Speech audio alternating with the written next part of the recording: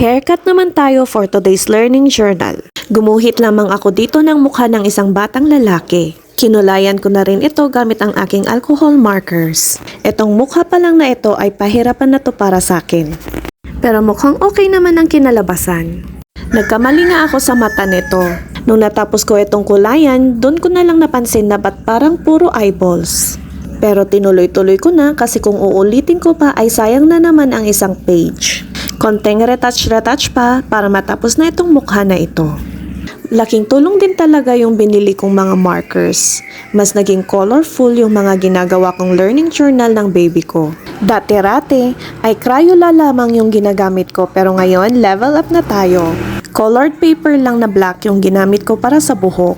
Gupit-gupitin lamang ito para sa ganun ay magmukhang strand ng hair. Kinurl ko nga ito konti gamit ang scissor para sa ganun ay mas madali lang ni baby kunin yung mga buhok. Sa tingin ko nga ay okay na ito kaya ready to go na. Hindi pa nga marunong maghawak ng gunting yung baby ko.